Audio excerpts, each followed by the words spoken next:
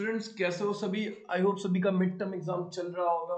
ठीक है, some basic concept of chemistry. Chemistry में सबसे पहला जो चैप्टर आता है उसमें कौन कौन से इंपॉर्टेंट टॉपिक है पता है। इंपॉर्टेंट टॉपिक्स जो होते हैं ना, डिफिनेशन से रिलेटेड, आपके न्यूमेरिकल से रिलेटेड, है ना, तो बहुत ज्यादा इंपॉर्टेंट है वो। एक एक मार्क, दो दो मार्क आपका बहुत अच्छा स्कोर भी कर सकता है, तो उनको कैसे छोड़ देना है। सबसे पहले तो यही करना चाहिए आपको। Some basic concept of chemistry में सबसे पहला जो आपका लॉ ऑफ केमिकल कॉम्बिनेशन बहुत ज्यादा इंपॉर्टेंट है। मतलब जिसने छोड़ के गया पेपर में वो लिख ही नहीं पाएगा वो लॉ को। बहुत ज्यादा इंपॉर्टेंट है, मोस्ट इंपॉर्टेंट। सिग्निफिकेंट फिगर क्या है ना, आपसे डिफिनेशन पूछ सकता है या फिर आपको मल्टीप्लिकेशन, एडिशन, सब्ट्रैक्शन, डिवीजन में सिग्निफिकेंट फिगर फाइंड करने आनी चाहिए, तो उस पर प्रैक्टिस कर लेंगे। लिमिटिंग रिएजेंट होता क्या है उस पर भी एक न्यूमेरिकल दिखेगा। एम्पेरिकल फॉर्मूला डिफाइन आना चाहिए, मॉलिक्यूलर फॉर्मूला डिफाइन आना चाहिए, है ना, न्यूमेरिकल तो उस पे भी रहेगा। उसके बाद है आपका मास परसेंटेज। ठीक है, मास परसेंटेज आपका बहुत ज्यादा इंपॉर्टेंट नहीं है, 50% रख रहे हैं, लेकिन डिफिनेशन आपको पता होना चाहिए, फॉर्मूला पता होना चाहिए।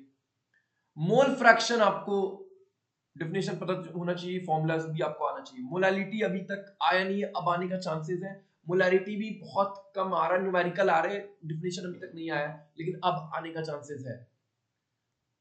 अब आता है हमारा एवोगाड्रोस लॉ। डायरेक्ट पूछेगा पेपर में, अगर एक नंबर का अगर आ गया तो पूछ देगा। 1 AMU, 1 एटॉमिक मास यूनिट होता क्या है, ये आपसे पूछ सकते हैं डिफिनेशन में, 1 मार्क के, 2 मार्क के, जो भी। तो सबसे ज्यादा जो इंपॉर्टेंट है इसमें law of chemical combination first chapter में, significant figure, limiting reagent, empirical formula and molecular formula, उसके बाद एवोगाड्रो लॉ और 1 एटॉमिक मास यूनिट। ठीक है, बाकी सभी को करना है, ये जो 10 टॉपिक बोला उन सबको करना है, बट ये जो इंपॉर्टेंट है उनको करिए। ठीक है, नेक्स्ट चैप्टर हमारा जो है structure of atom. Structure of atom में जो इंपॉर्टेंट है, ये चैप्टर ही बड़ा इंपॉर्टेंट है। ठीक है, रदरफोर्ड एटॉमिक मॉडल होता क्या है आपको वो पता होना चाहिए। ठीक, ये बात आपको आना चाहिए। उसके लिमिटेशंस, उनकी कमियां कहां थी या उसके ड्रॉबैक। कहीं कहीं लिमिटेशन या ड्रॉबैक कहीं कहीं लिखा रहता है एक ही बात। ठीक है, लिमिटेशन बोलो या ड्रॉबैक बोलो, बात एक ही है। ठीक, उसके बाद आता है हमारा right the main postulates of Bohr's atomic theory या थ्योरी ऑफ एन एटम। ये 100% चांसेस है पेपर में आएगा। ठीक है, एकदम चांसेस है, ये इस बार आने का चांसेस है, बट ये आ रहा है, इसको छोड़ना ही नहीं है। मेन पोस्टुलेट, 4 पोस्टुलेट, 5 पोस्टुलेट करके पूछेगा ही, या फिर direct right the main postulate of bourse theory of an atom direct पूछेगा, इंपॉर्टेंट है। उसके बाद हमारा आता है लिमिटेशंस या फिर उसी को drawbacks, bourse theory of atom का लिमिटेशंस क्या था। स्टेट हाइजेंस अनसर्टेनिटी प्रिंसिपल, ये भी आपका 100% आने का पेपर में चांसेस। डायरेक्ट स्टेट पूछेगा और इस पर एक न्यूमेरिकल होगा। प्लैंक्स क्वांटम थ्योरी होता क्या है ये आपको पता होना चाहिए। ठीक है, photo electric effect and black body radiation से आपको डिफिनेशन पूछा जा सकता है, डिफाइन द टर्म्स, ये भी 100% अभी चांसेस है आने का। Atomic number and mass number होता क्या, ये आपको पता होना चाहिए, 50% रख सकते हैं इसको पेपर में। डी ब्रॉगली वेवलेंथ पर अगर न्यूमेरिकल पूछेगा तो डेफिनेशन भी आपसे पूछा जा सकता है, very very important. Line of spectrum of hydrogen आपको पता होना चाहिए, मीनिंग क्या है उसमें, Lyman, Paschen, Balmer, Pfund, ये सब पता होना चाहिए, ये भी इंपॉर्टेंट है। अब जो आपका आ रहा है सबसे ज्यादा ये वाला, इसको छोड़ के मत जाना। पॉली एक्सक्लूजन प्रिंसिपल होता क्या है, डायरेक्ट पूछ देगा।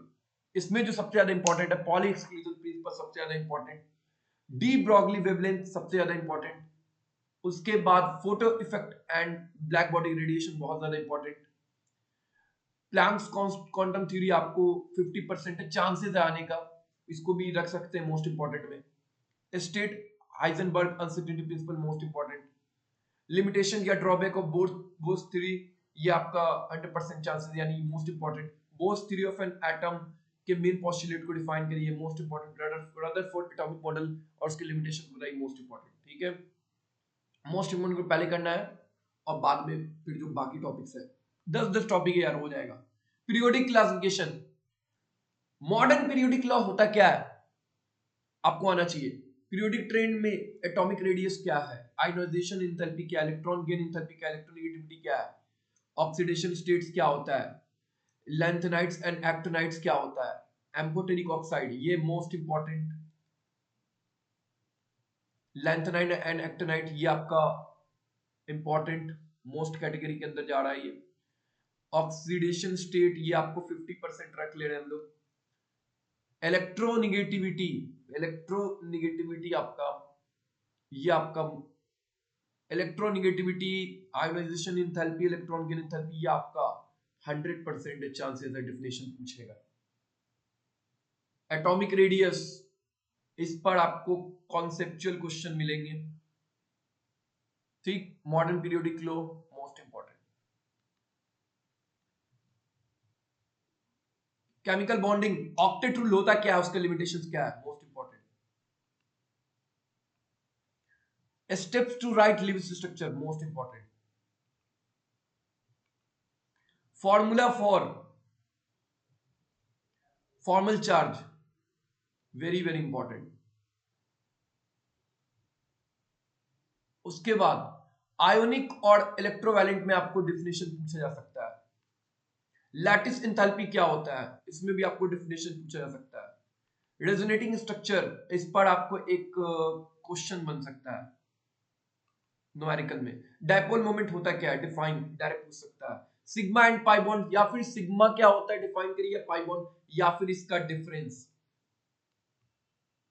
कोई भी 4-5 पॉइंट या 2 पॉइंट पूछ सकता है, ये तो आपका मोस्ट इंपॉर्टेंट है, छोड़ना ही नहीं है।